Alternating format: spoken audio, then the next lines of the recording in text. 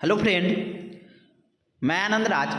आप लोग भी देखिए बीएड फर्स्ट ईयर का जो कोर्स वन आपका चाइल्डहुड एंड ग्रोविंग अप है। देखिए कोई भी यूनिवर्सिटी हो आपका, आप बिहार के हो या बिहार से बाहर में कोई भी यूनिवर्सिटी हो, उसमें जो पियाजे का सिद्धांत आता है। देखिए पियाजे का संज्ञानात्मक विकास का सिद्धांत यानी Piaget theory of cognitive development बहुत इंपॉर्टेंट थ्योरी है, समझ गए। इसको समझ जाइएगा तो आपका सीटेट में भी अच्छा नंबर है, क्योंकि सीटेट में 3-4 नंबर का इससे क्वेश्चन पूछा जाता है, समझ गए। तो देखिए लिखा हुआ है ऊपर में BEd first year notes session 22-24 हो गया, childhood and growing up course one का आपका ये नोट्स है। देखिए बीएड फर्स्ट ईयर के सभी पेपर का नोट्स लेना है आप इस नंबर पर व्हाट्सएप करके, आपको कुछ पेमेंट करना होगा। नोट्स लेके बहुत कम पेमेंट है, ले सकते हैं। और टेलीग्राम से जुड़ना है तो सर्च कीजिए BEd class bye Anand Raj. देखिए एक और चीज़ बताते हैं कि फरवरी से ऑनलाइन क्लास ऐप पर स्टार्ट करने वाले हैं। जो भी लोग पढ़ना चाहते हैं इस नंबर पर बता दीजिए, कोई लोग फरवरी में स्टार्ट हो जाएगा, क्योंकि सीटेट का एग्जाम था इसलिए नहीं चालू कर पा रहे थे। जो भी लोग पढ़ना चाहते हैं तो पढ़ सकते हैं। फरवरी अब फरवरी के मिड में स्टार्ट होगा और आपका एग्जाम तक चलेगा। बहुत कम फी है आपका, 351 रुपया होगा आपका क्लास का, समझ गए। बहुत कम रुपया फी है, आपका पूरा सब्जेक्ट पढ़ाया जाएगा, समझ गए। और नोट्स वगैरह जितना भी हैंड रिटन नोट्स सब चीज़ मिलेगा, समझ गए। तो चलिए हम लोग स्टार्ट करते हैं। क्वेश्चन है आपका पियाजे के संज्ञानात्मक विकास का सिद्धांत क्या है, समझ गए। बहुत वीवीआई क्वेश्चन है। देखिए आपको यूनिट 1 में चाहे आपका ऐसे जो यूनिवर्सिटी में यूनिट नहीं उसमें आपका लेकिन क्वेश्चन रहता है पियाजे हो गया, कोहलवर हो गया, एरिक्सन हो गया, ये सब आपको पढ़ना है। तो पहले पियाजे पढ़ा देते फिर कोहलवर और एरिक्सन पढ़ा देंगे। देखिए क्वेश्चन है, देखिए इंट्रोडक्शन में क्या लिखा हुआ है कि जीन पियाजे देखिए 1896 में इनका जन्म हुआ था और 1980 में मर गए थे, समझिए मृत्यु हो गई थी। तो पोस्ट में लिखा है जीन पियाजे स्विट्जरलैंड के एक महान मनोवैज्ञानिक थे। पियाजे ने बालकों पर बुद्धि का विकास किस प्रकार से होता है, संज्ञानात्मक जो हमारा होता है मस्तिष्क से रिलेटेड होता है। जो संज्ञानात्मक विकास होता है ना, कोग्निटिव डेवलपमेंट जो मेरा होता है वो किससे रिलेटेड है, तो हमारे मस्तिष्क से रिलेटेड है, समझ गए।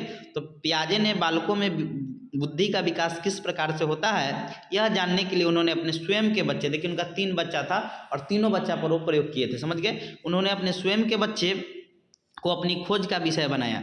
उन्होंने बच्चों जैसे जैसे बड़े होते हैं उनके मानसिक विकास संबंधी क्रियाओं का भी बड़ी बारीकी से अध्ययन करते रहे और इस अध्ययन के परिणाम स्वरूप उन्होंने जिन विचारों का प्रतिपादन किया उसे पियाजे का मानसिक या संज्ञानात्मक विकास के या इसी को ज्ञानात्मक विकास का सिद्धांत कहते हैं। यानी इसको सिंपल वे में समझिए कि वो बच्चा अपने 3 को बच्चा था, समझे। वो तीनों बच्चा पर प्रयोग किए कि बच्चा जब 2 साल का था तो कैसा विकास हो रहा था, 4 साल का था कैसा विकास हुआ, 6 साल में नहीं। इसीलिए अवस्था 4 अवस्था भी बताएं, आपको बताएंगे। पियाजे ने अपने संज्ञानात्मक विकास की 4 अवस्था बताया है। तो वही अवस्था एज के आधार पर कि इस एज में बच्चा में ये विकास होता है, इस एज में बच्चा में ये विकास होता है, वस्तु स्थायित्व का गुण कब आता है, बच्चा कोई चीज़ का रिवर्सिबिलिटी कब कर लेता है, क्रमबद्धता का गुण कब आता है, ये सब चीज़ बच्चा पर अध्ययन करके, स्वयं के बच्चे पर अध्ययन करके वो बताए थे, समझ गए। पियाजे ने बताया कि संज्ञानात्मक विकास का तात्पर्य बच्चों के सीखने और सूचनाएं एकत्रित करने की तरीके से, यानी देखिए मस्तिष्क आपका जितना ज़्यादा डेवलपमेंट हो उतना ज़्यादा आपको इन्फॉर्मेशन को अपने मस्तिष्क में स्टोर करके रख पाइएगा, समझ गए। आगे लिखा है कि पियाजे ने अपने इस सिद्धांत के अंतर्गत यह बात सामने रखी कि बच्चों में बुद्धि का विकास उसके जन्म के साथ जुड़ा हुआ है। प्रत्येक बालक अपने जन्म के समय कुछ जन्मजात प्रवृत्तियों एवं सहज क्रियाओं को लेकर पैदा होता है, जैसे चूसना, देखना, वस्तुओं को पकड़ना आदि। पियाजे ने छोटे बालकों को नन्हे वैज्ञानिक भी कहा था, यानी उसमें क्या है कि नन्हे वैज्ञानिक कहा था क्योंकि उसमें गतिशीलता वगैरह ये सब पाया जाता है, इसलिए उन्हें नन्हे वैज्ञानिक कहा था, समझिए। अब देखिए पियाजे के सिद्धांत के अंतर्गत कुछ प्रमुख पद आता है, समझ गए।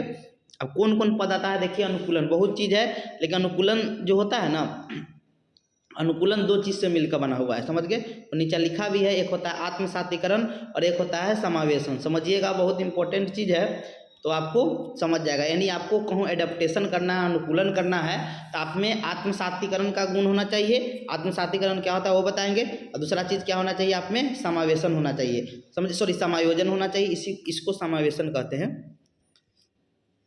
इसको क्या कहते हैं हम लोग, समावेशन भी कहते हैं आत्मसातीकरण को, समझ गए। इसी को इंग्लिश में एसिमिलेशन कहते हैं, समझ गए। ये होता क्या है बताएंगे। और समावेशन या आत्मसातीकरण प्लस कौन मिलता है, समायोजन, यानी एकोमोडेशन, या इसी को एकोमोडेशन कहते हैं, समायोजन,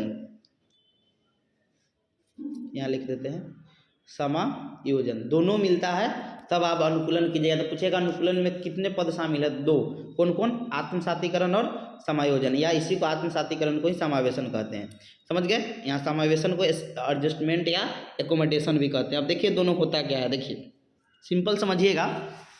देखिए कोई भी चीज़, देखिए लिखा है आत्मसातीकरण में कि पूर्व ज्ञान के साथ नवीन ज्ञान को जोड़ने की प्रक्रिया को आत्मसातीकरण कहते हैं। यानी कहने का मतलब ये हुआ कि पूर्व ज्ञान के साथ, यानी जो आपके पास ज्ञान है या जो आपका वर्तमान ज्ञान है उसमें और एक और आप ज्ञान शामिल कर, जैसे पहले आप 2 का पहरा जानते थे, अब एक 3 का पहरा और सीख लिए। समझ गए? तो क्या हुआ, आप अपने वर्तमान ज्ञान या पूर्व ज्ञान में क्या किए, एक नवीन ज्ञान को शामिल कर लीजिए। समझ गए? मान लीजिए आप पहले आप कोई चीज़ के बारे में नहीं जानते थे, समझ गए, उसको जान गए तो क्या आपका नवीन ज्ञान हो गया।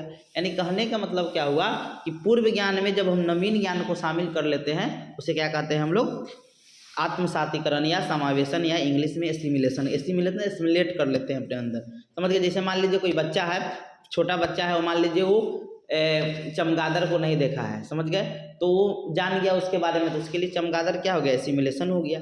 समझ गए? ये चीज़ हो गया। समायोजन क्या होता है, जब बालक अपने पुराने स्कीमा यानी जो उसका ज्ञान है वो गलत ज्ञान अर्जित किया। जैसे मान लीजिए बचपन में हम लोग सोचते थे कि पृथ्वी स्थिर है, सूर्य घूमता है, तो ये तो गलत बात था।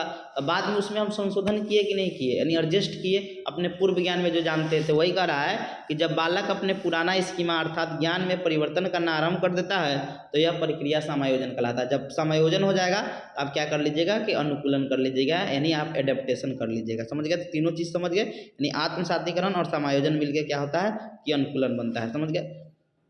तो अनुकूलन में लिखा है कि वातावरण के अनुसार स्वयं को ढलना अनुकूलन का, यानी जिस जैसा वातावरण है उसके अकॉर्डिंग आप ढल गए, तो उसके लिए आपके पास 2 चीज़ होना चाहिए, आत्मसातीकरण, वहाँ का नियम कानून सीखना होगा, और दूसरा चीज़ अपने आप को एडजस्ट करना होगा, यानी समायोजन करना होगा, तब आप अनुकूलन कर पाइएगा। बच्चों में वातावरण के साथ सामंजस्य स्थापित करने की बेहतर क्षमता होती है। समझ गए?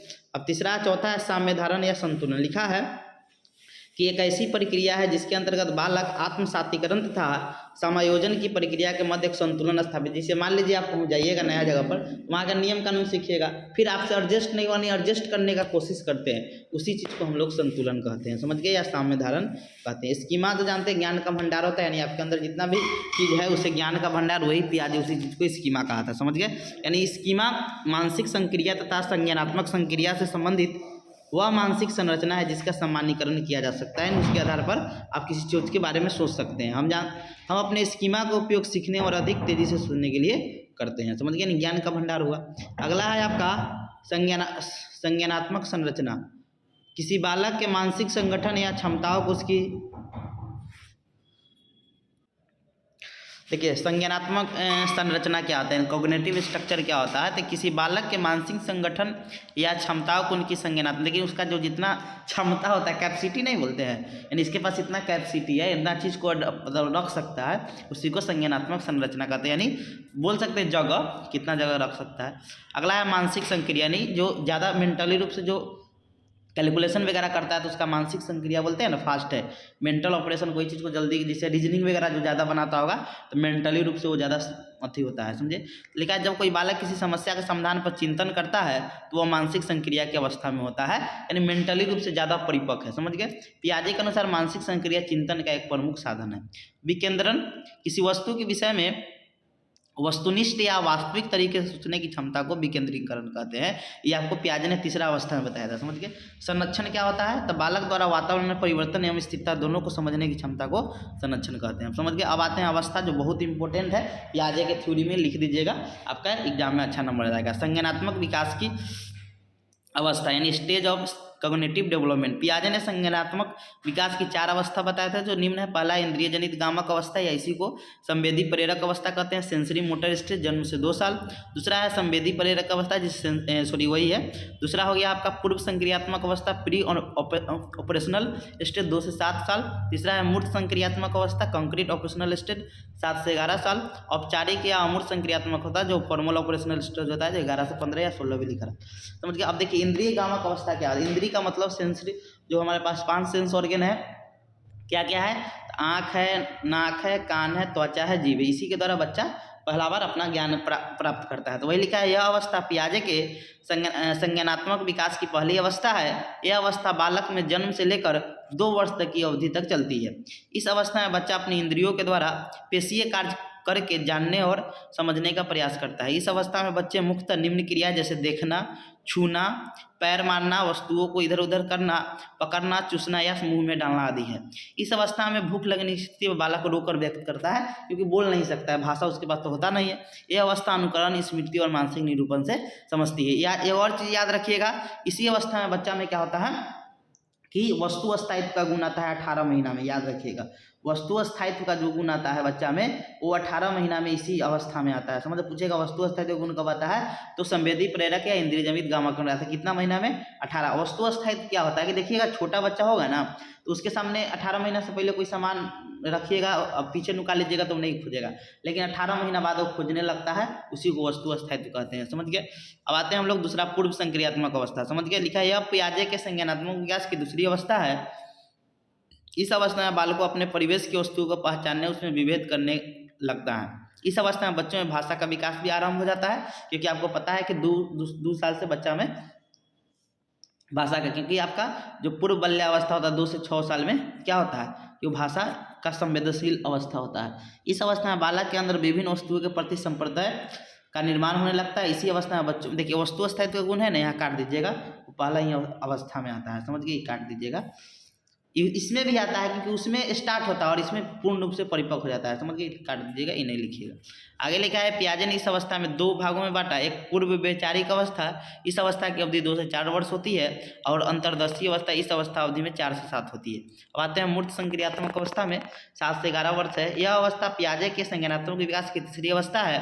इस अवस्था में बालक में वस्तुओं को पहचानने, उनका विभेदीकरण करने तथा वर्गीकरण करने की क्षमता का गुण विकास हो जाता है। इस अवस्था में बालक मूर्त चिंतन करने लगता है, यानी मूर्त जो चीज़ सामने दिखाई दे रहा है उस पर चिंतन करने लगा, यानी जो चीज़ दिखाई दे रहा है उसके। इस अवस्था में बालक में भाषा का पूर्ण विकास हो जाता है। बालक अपने पर्यावरण के साथ अनुकूलन करने के लिए अनेक नियमों को सीख लेता है। इस अवस्था में बालक का चिंतन क्रम मध्यम तर्क संगत होता है। और चौथा औपचारिक या अमूर्त संक्रियात्मक अवस्था, जो 11 वर्ष से 15 वर्ष तक है। यह पियाजे के संज्ञानात्मक विकास की चौथी अवस्था है। इस अवस्था में बालक अमूर्त चिंतन करने लगता है, तो इसीलिए इस अवस्था को अमूर्त संक्रियात्मक अवस्था भी कहते हैं। इस अवस्था में बालक में अच्छी तरह से सोचने, समस्या समाधान करने एवं निर्णय लेने की क्षमता का विकास हो जाता है, तथा बालकों में वैज्ञानिक ढंग से सोचने की क्षमता का भी विकास होता है। अतः इस अवस्था में बालक किसी वस्तु के प्रति अमूर्त चिंतन भी करने लगता है। समझ गए।